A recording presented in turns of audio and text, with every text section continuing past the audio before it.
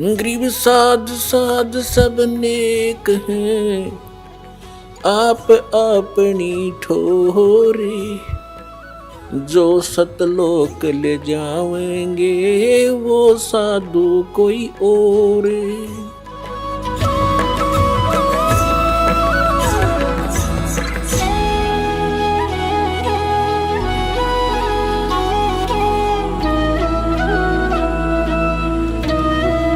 परम पिता परमात्मा पूर्ण ब्रह्म सारी सृष्टि के रचनहार कबीर परमेश्वर जी की असीम रजा से आप सभी पुण्यात्माएं परमात्मा की अमर कथा सुनने के लिए उपस्थित हुए। पुण्यात्माओं, सौभाग्य आपका, आपको ऐसे समय में मनुष्य जीवन प्राप्त है जो समय बहुत ही मुश्किल से सुलभ होता है। आप जी अभी अध्यात्म मार्ग से परिचित नहीं हैं। आपके शुभ संस्कार आपको यहाँ लाए हैं।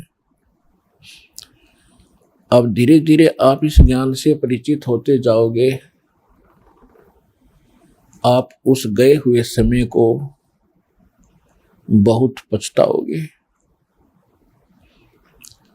सारा जीवन हमारे पूर्वज दादे परदादे इस रोजी रोटी के लिए ही पचकर मर गए। अंत में सभी कुल के कुल नाश हो गए और आज वो ना जाने किस प्राणी के शरीर में आज वो कष्ट उठा रहे होंगे। और यही स्पीड हमने पकड़ रखी थी, यही क्रियाएं हम कर रहे थे जब तक हमें ये ज्ञान नहीं हुआ था कि मनुष्य जीवन का एक वेरी इंपॉर्टेंट वर्क और है।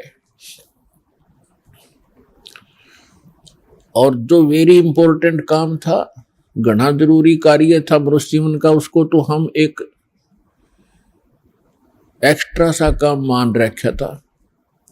6 महीने में कभी चले गए अपने इष्ट धाम में, कोई त्योहार आया उस दिन कोई प्रसाद बना लिया और खा लिया,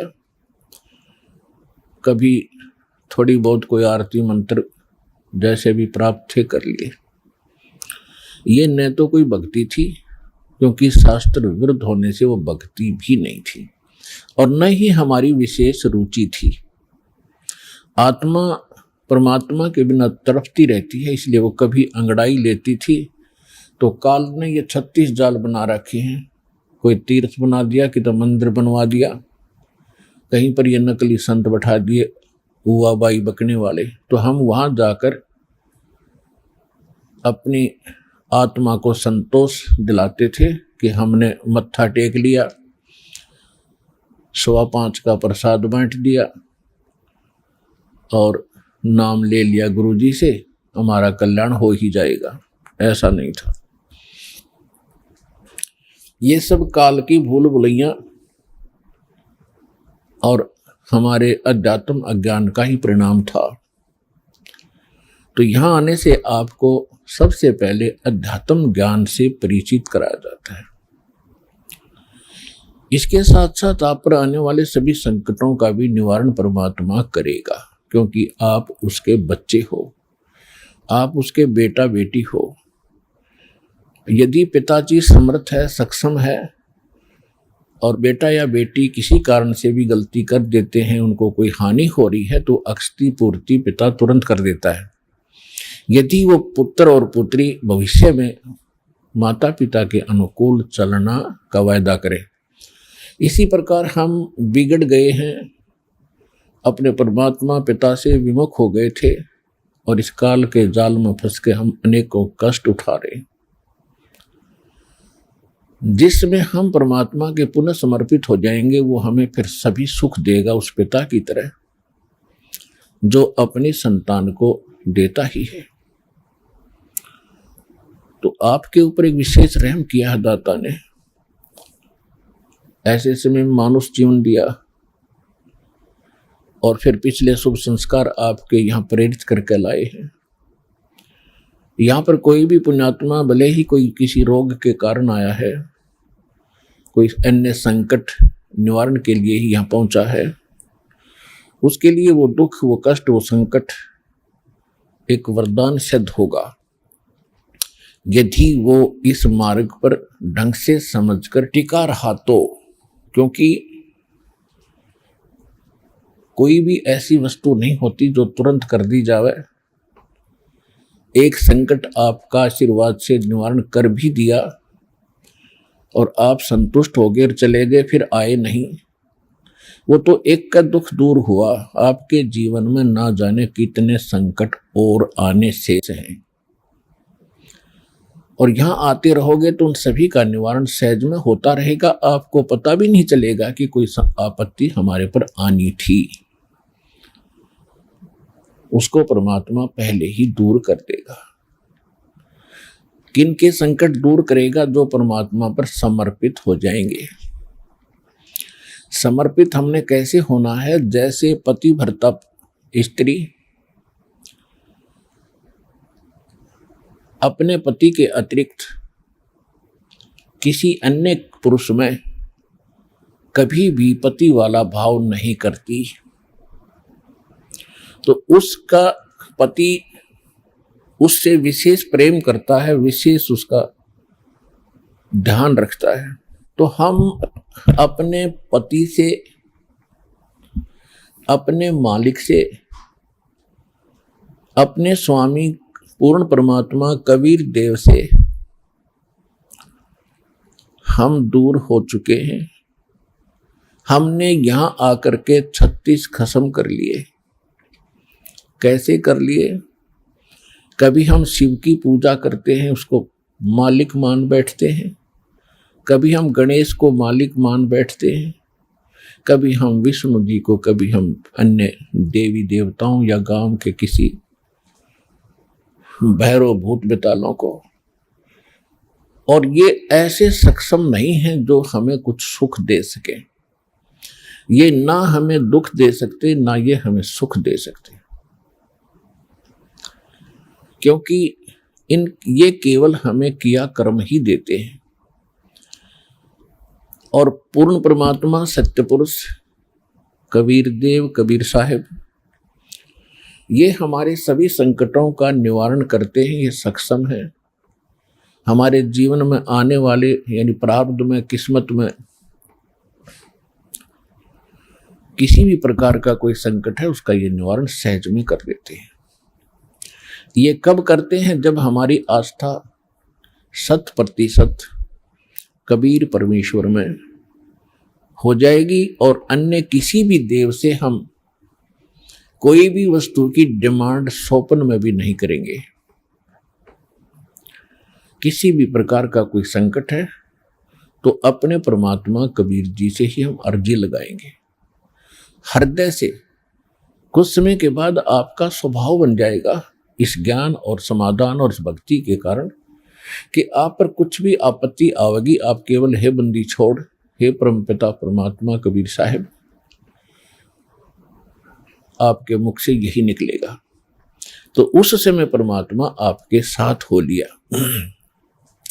फिर उस आत्मा के जीवन सफर में कोई भी संकट,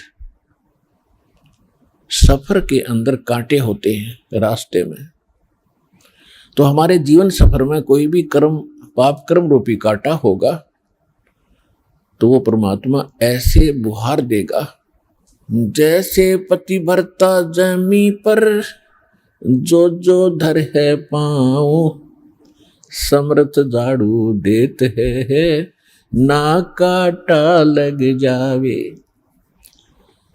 उस समर्थ को भूल कर हम परमात्मा से दूर होकर संसारिक लोगों से, संसारिक इन अधिकारियों से और इस 3 लोक के भगवान देवों से हम इनसे अपना संकट निवारण की इच्छा करते रहे। ये हमारी अध्यात्म ज्ञान की जो है कमी थी, त्रुटि थी। और जब हम परमात्मा से ही सब कुछ डिमांड करेंगे, इनके ऊपर समर्पित हो जाएंगे, तो परमात्मा कहते हैं जिस समय आप गर्भ के अंदर थे उस समय आपके साथ कौन था? ना माँ थी, ना पिता था, ना कोई अन्य सगा संबंधी था, अकेले आप और परमात्मा, बीच में कोई नहीं था। उस समय आप सीधी पुकार कर रहे थे, हे परमात्मा मुझे इस नरक से निकाल दे। माँ के गर्भ में बहुत पीड़ा होती है, उस पीड़ा को हम बाहर आने से भूल जाते हैं, क्योंकि त्रिगुण में माया, इन तीनों गुणों के प्रभाव से हम बहुत ज्यादा प्रभावित होकर के अचेत हो जाते हैं, वो पिछली सब शुद्ध बुद्ध समाप्त हो जाती है। और परमात्मा आप कितना साक्षी है कि अंदर माँ के पेट में आपको उसने पाला, माँ के गर्भ से बाहर आने से पहले आपकी कैसी व्यवस्था कर दी, वो कितना चिंता करता है आपकी। दांत नहीं थे तो माँ के स्तन में दूध भेज दिया, और उससे पहले एक टोपा दूध नहीं था माँ के स्तन में। जो परमात्मा इतना भविष्य की आपकी चिंता करता है, और बाहर आकर के आप स्वयं इतने इंटेलिजेंट बन गए, चतुर बन जाते हो, धनी बनने के लिए, अपनी सुरक्षा करने के लिए, अपने को सुखी बनाने के लिए लोगों को लूटते हो, रिश्वत लेते हो, चोरी करते हो, डाके मारते हो। आप भगवान के विधान को भूल गए, आपको याद नहीं है। जो परमात्मा आपकी इतनी केयर टेक करता है, इतनी देखभाल पहले से चिंतित है, तो अब कौन सा वो दूर है आपसे। आपको केवल प्रारब्ध तो मिलेगा ही मिलेगा जो आपकी किस्मत में लिखा है, उसको भी मिलेगा जो भक्ति नहीं करते। लेकिन भक्ति करने का उद्देश्य मूल यही होता है, आत्म कल्याण हो, और इस जीवन में हमारा कोई पाप कर्म हो, कोई कष्ट आना हो, उसका भी निवारण हो।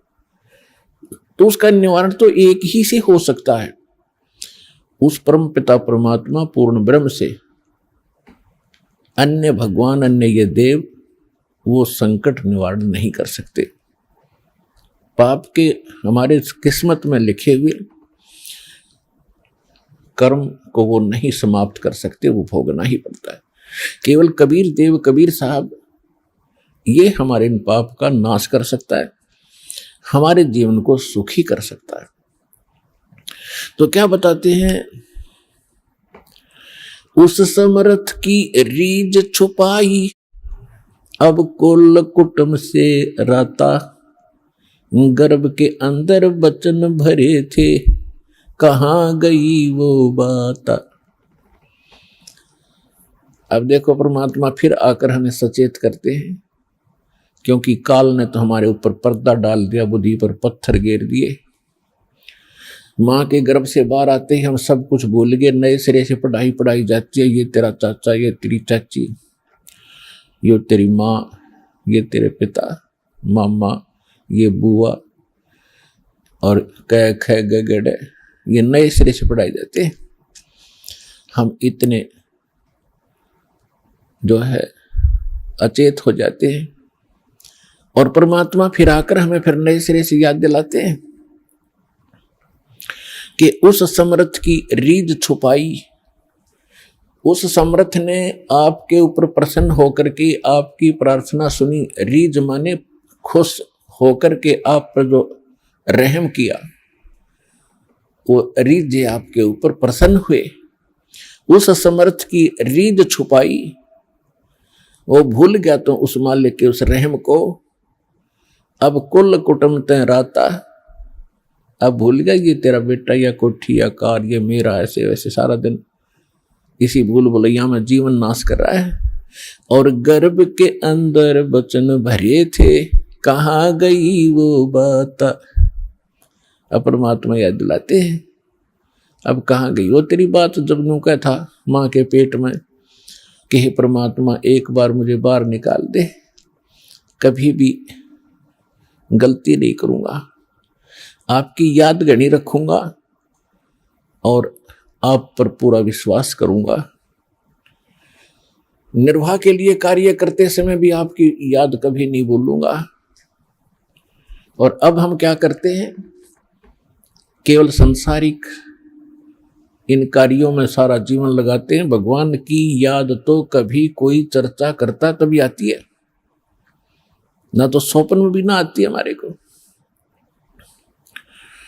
तो उसके लिए क्या बताते हैं कि वो परमात्मा जब आपको मां के गर्भ में भी सुरक्षित रखता है, आपके बाहर आने से पहले आपके आहार के लिए मां के स्तन में दूध भेजता है, तो आगे आने वाले जीवन में जो तूने जैसा किया है उसमें क्या वो कमी करेगा? तो इस आधार से भी हमने उन बुराइयों से हट जाना चाहिए जो हम स्वयं धनी बनना चाहते हैं। चोर मिलावट करके, झूठ बोल के, चोरी करके हम इस तरह जो धनी बनना चाहते हैं, रिश्वत लेकर, तो ये हमारी भूल है। ये पैसा ऐसे एकत्रित किया हुआ आपके पास नहीं रहे। परमात्मा आप पर रहम करेगा और उसकी भक्ति सत्य करोगे तो जो प्रारब्ध है वो तो आपका मिलेगा मिलेगा, लेकिन उस प्रारब्ध के अंदर जो काटे हैं कर्म के वो नहीं दुख देंगे, और फिर प्रारब्ध से अधिक भी देगा, क्योंकि परमात्मा के पास वो समर्थ है, उनके पास एक वीटो पावर है, वो केवल कबीर साहब के पास है। जैसी आपकी श्रद्धा और लगन देखेगा, विश्वास और दृढ़ता देखेंगे, तो आपको किस्मत से अधिक भी देंगे, अच्छा भी देंगे, और आपके पाप रूपी कर्मों के कांटों को भी वो पहले ही निकाल देंगे। आप तक तो आने भी नहीं देंगे। वो जब आप पर समर्पित हो जाओगे उनके ऊपर कैसे समर्पित होंगे, और फिर वो कैसे करेगा? जो पति भरता पति से राती, आन पुरुष नहीं भावे, बसे पीहर में सुरत प्रीतम में, ऐसे जान लगावे। कि जैसे पतिव्रता अपने पति से ही लीन रहती है, आन पुरुष अन्य पुरुष नहीं भावे, उसके मन में स्वप्न में भी नहीं आता अन्य पुरुष के प्रति कोई भी कुविचार। और यदि वो लड़की अपने माँ के चली जाती है तो भी अपने पति की सुध वो मुख से नहीं बोलती, लेकिन अंदर से वो नहीं भूल पाती। ऐसे ही आप उस परम पिता पर आश्रित हो जाओगे।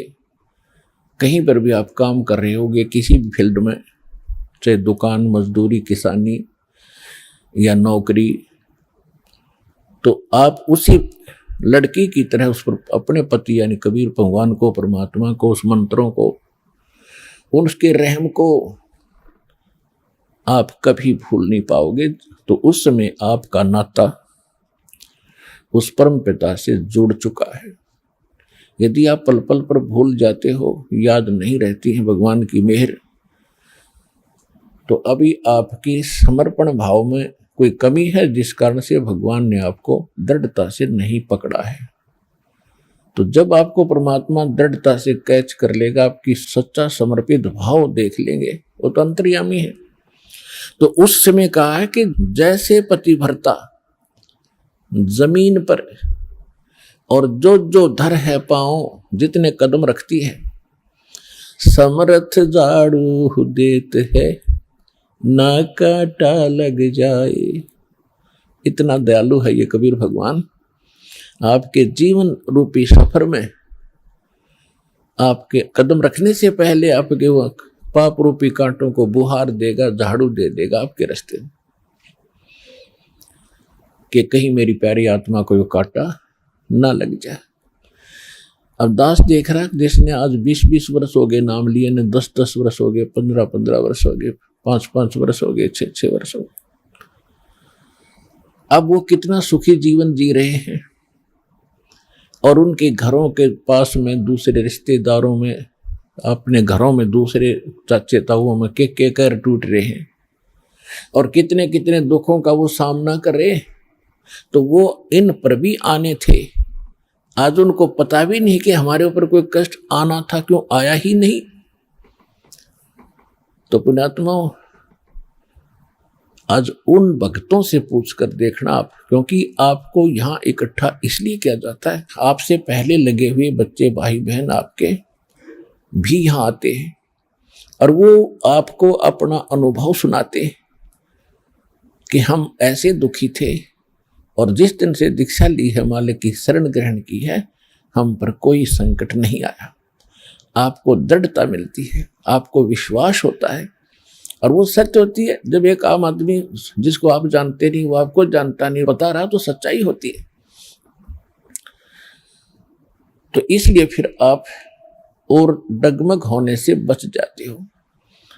इसलिए आप जी को यहाँ बुलाया जाता है। और पुण्यात्माओं, इस अमर कथा में अरुचि ना करना।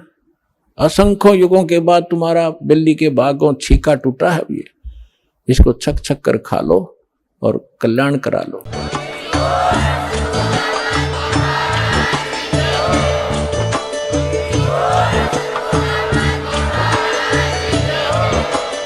आप सुन रहे थे जगत गुरु तत्वदर्शी संत रामपाल जी महाराज जी के मंगल प्रवचन। अधिक जानकारी के लिए विजिट कीजिए हमारी वेबसाइट www.jagatgururampalji.org। संत रामपाल जी महाराज जी के शुभ आशीर्वाद से पूरे विश्व भर में 500 से भी ज्यादा नाम दीक्षा केंद्र हैं, जिन पर संत रामपाल जी महाराज जी द्वारा ऑनलाइन निशुल्क नाम दीक्षा दी जा रही है। अपने नजदीकी नाम दीक्षा केंद्र का पता करने के लिए संपर्क करें 8222880541।